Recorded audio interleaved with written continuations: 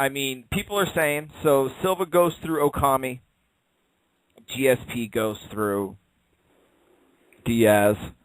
What's left?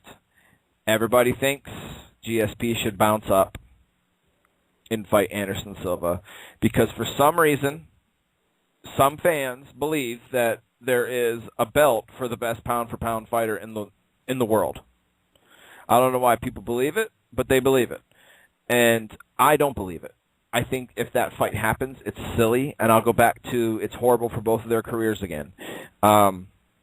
Because GSP already said that if he goes up to 185 that he's not going to come back down just because he doesn't want to do damage to his body, which is completely legit.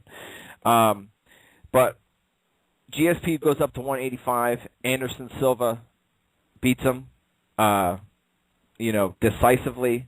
What's left for GSP then? Oh, well, I can't hack it at 185.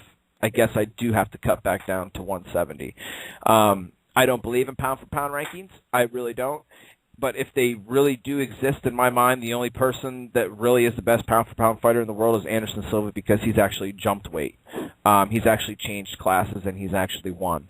But this fight between GSP and Diaz, or GSP and Silva, this dream fight that everybody's talking about, I think it's silly. You have the best 185 guy in the world, and you got the best 170 guy in the world. Just leave it at that. Just leave it at that. There's enough people coming up. There really is. There's enough people coming up to where you can make fights.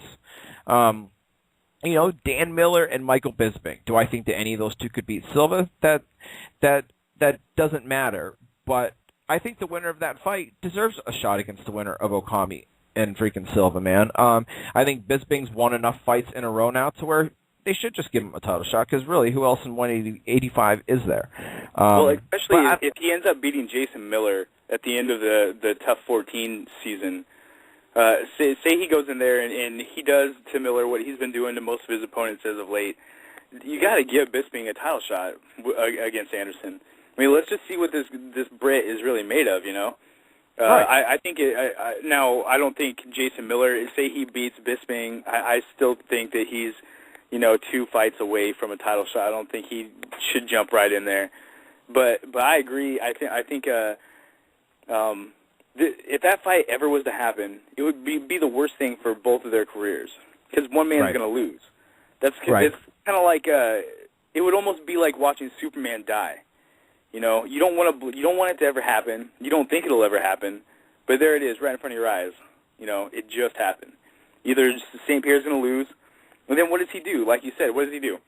Does he remain at 185 and try to get a couple more fights in, and then hope to get a title shot? Because in the UFC, let's face it, if you get a title shot and then you lose that shot, you're 2, 3, 4 fights back. And that's just the way it is.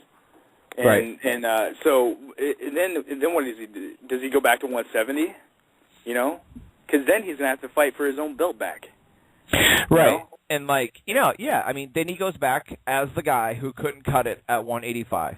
And he might not be the same again once, he goes back down to 170.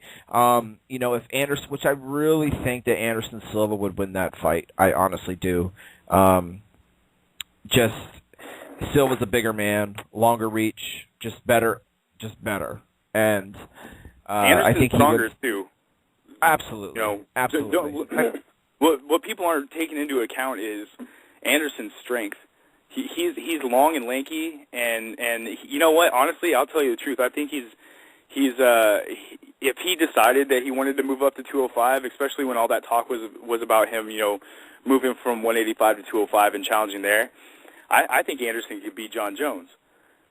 I mean, I honestly don't see the only guy that's going to beat Anderson Silva is either him doing something stupid or him having to fight a heavyweight like Junior Dos Santos, Right.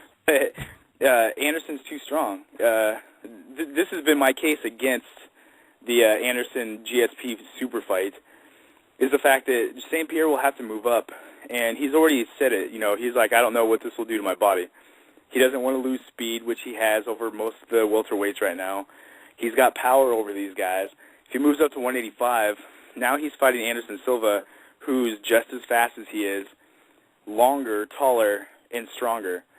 I think, honestly, I'll tell you the truth, I think St. Pierre gets murdered in that fight. And Me too. It would suck for everybody. Me too. I think he gets, like, completely murdered. And, like, the legacy of GSP, not that his legacy at 170 would end, but he's no longer a 170 guy. I mean, why not be happy with going down as the best welterweight in the history of mixed martial arts? Why not?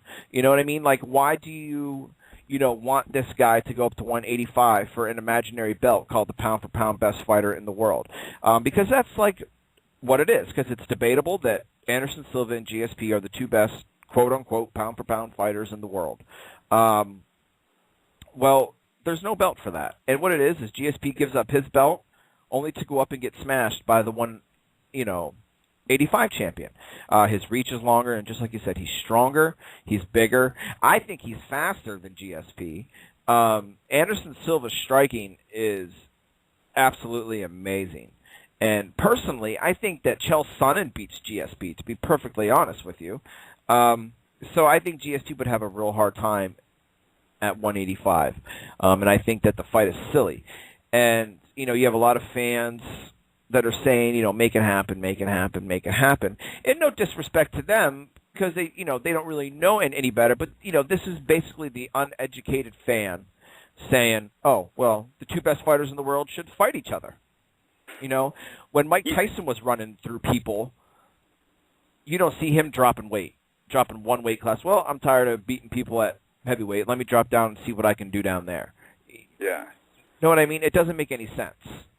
No, that fight, like you said, it's ridiculous. It'd be a silly fight. It would rank up there with the fight that's actually going to be happening with Dan Henderson and Emelianenko. That fight's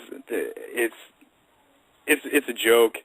Anderson St. Pierre, on paper, you're like, wow, it's the number 1 and number 2 pound-for-pound fighter in the world. This fight's going to be amazing. But, how many fights have we had where a number 1 and 2 guy in their own division fight, and it's not as amazing as we all thought it was going to be? I mean, It just happens, and that would be the way that fight goes, I think. I think Anderson would smash St. Pierre, and then there goes the mystique, That's another thing, too, man. Those two guys have this aura of, like, invisibility almost. No one really knows, much about them. They're, they train hard, but, like, we just don't know a ton about either fighter. And that's the cool thing. We're left in the cold a little bit, but then we get to watch them fight, and then they just kind of leave again, Right. But if they have to fight each other, then one of them will be exposed, as a human. Because right now, I don't think any MMA fan in the world thinks of Anderson Silva or George St. Pierre as human, But one of them, if that fight happens, will end up being exposed. And I just think that's, like we've been saying here for a little bit now, it's horrible for either one.